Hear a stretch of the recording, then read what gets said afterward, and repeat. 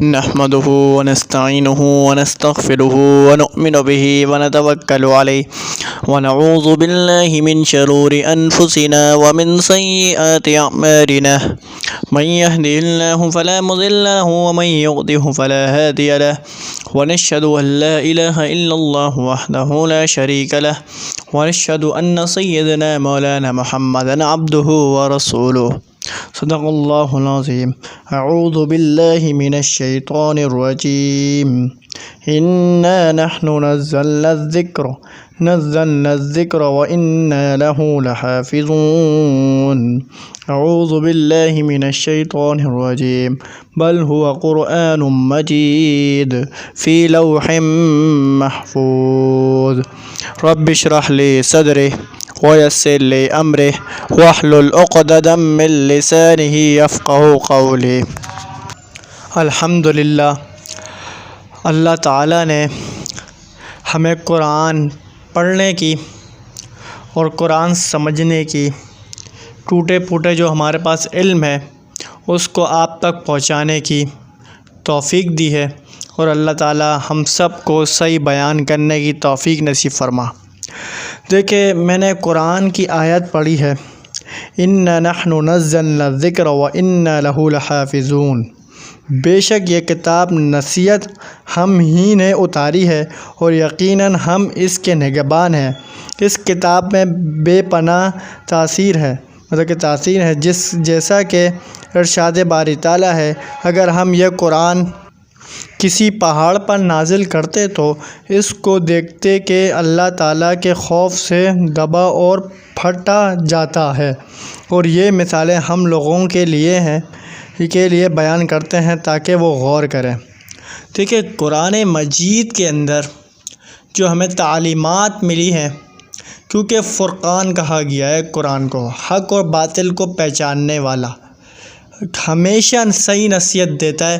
قرآن اگر ہم نے پڑھنا شروع کر دیا ترجمے کے ساتھ تو انشاءاللہ جو ہم گمراہی کی طرف پہنچ رہے ہیں، جو ہم فسادات کے اندر پہنچ رہے ہیں، جو ہم اس کو بغیر قرآن پڑھے ہم فیصلے کر رہے ہیں، تو اس فیصلوں سے ہم بدل جائیں گے، ہم اس فیصلے کے اندر آ جائیں گے جو اللہ اور اس کے رسول کی طرف بتائی ہوئی چیزیں ہوں گے۔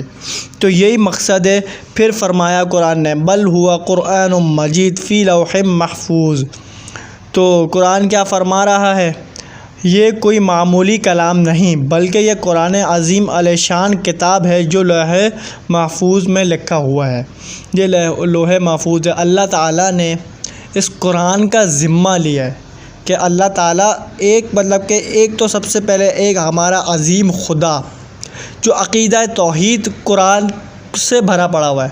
قرآن جہاں فرما رہا ہے امن یجیب مضطر اذا دعا، کبھی فرما رہا ہے ایاک نعبد و ایاک نستعین، کبھی فرما رہا ہے ان اللہ مع الصابرین۔ عقیدہ توحید کی آیتیں بہت بھری پڑی ہے۔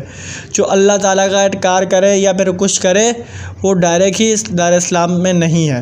پھر عقیدہ رسالت، ما کان محمد ابا احد من رجالکم ولکن رسول اللہ وخاتم النبیین۔ عقیدہ رسالت کا یہ ہے، نبی پاک صلی اللہ علیہ وسلم خاتم النبیین بن کے آئے، قرآن نے واضح کر دیا، وما ارسلناک الا رحمۃ للعالمین، قرآن نے واضح کیا۔ تو ہمیں اس امت کو، اس بہترین امت کو، یہ سب سے بہترین امت ہے، اس کو اعلیٰ سے اعلیٰ نبی بھی ملا، اعلیٰ سے اعلیٰ کتاب بھی ملی، اور خدا تو ہمارا بے شک بہت اعلیٰ ہے۔ اللہ تعالیٰ کا سب سے بلند مرتبہ جو ہے، پھر اس کے بعد ہے ہمارے پیارے آقا صلی اللہ علیہ وسلم، پھر اس کے بعد پھر نبی پاک صلی اللہ علیہ وسلم کی حدیث ہے کہ قرآن کو تھام لو، قرآن اور میری سنت کو تھام لو گے کامیاب ہو جاؤ گے۔ قرآن اور سنت کو لازمی پکڑنا ہے۔ قرآن اور سنت سے ہم پھر گئے تو ہم اپنی واقعات، اپنی رسومات، اپنی بدعات کی طرف چلے گئے تو یہ میٹر سولو نہیں ہونا۔ تو قرآن ایسا ورڈ ہے، قرآن ایسی چیز ہے جو لفظ قرآن کے لغوی معنی پڑھنا ہے، وہ قرآن کے معنی پڑھی ہوئی کتاب ہے۔ قرآن کریم کے اصطلاحی معنی ہیں اللہ تعالیٰ کا وہ کلام جو حضرت محمد مصطفیٰ خاتم النبیین صلی اللہ علیہ وآلہ وبارک وسلم پر، اور حضرت محمد رسول اللہ صلی اللہ علیہ وسلم اور آخری نبی پاک صلی اللہ علیہ وسلم پر یہ نازل ہوا ہے۔ بے شک اس پہ کوئی نہیں ہے۔ اس کی تعریفیں صحابہ کرام رضوان اللہ اجمعین قرآن مجید کے اندر اہل البیت کی مطلب کہ بہت سارا ذکر قرآن مجید کے اندر جو ثابت کیا گیا ہے۔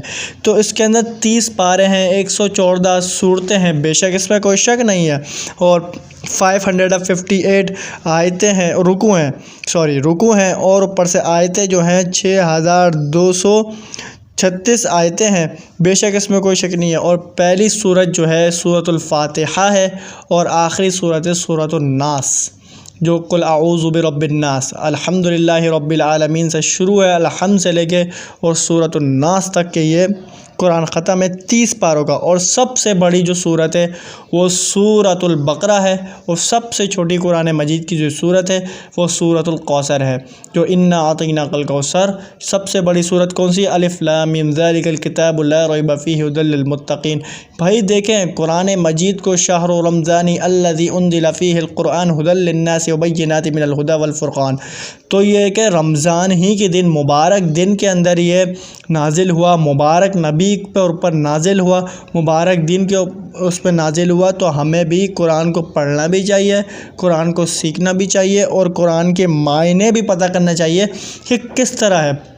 اس کو فرقان کہا گیا ہے، قرآن مجید کو فرقان ہوتا ہے حق و باطل کو پرکھنے والا، جو حق کی راہ دکھانے والا، فرقان اسی کو کہتے ہیں، اور جو باطل چیزیں اس کو ختم کرنے والا۔ تو یہی ہے کہ ہمیں حق کی تلاش کرنی چاہیے، اور ہمیں قرآن مجید ترجمے ہی کے ساتھ پڑھنا چاہیے۔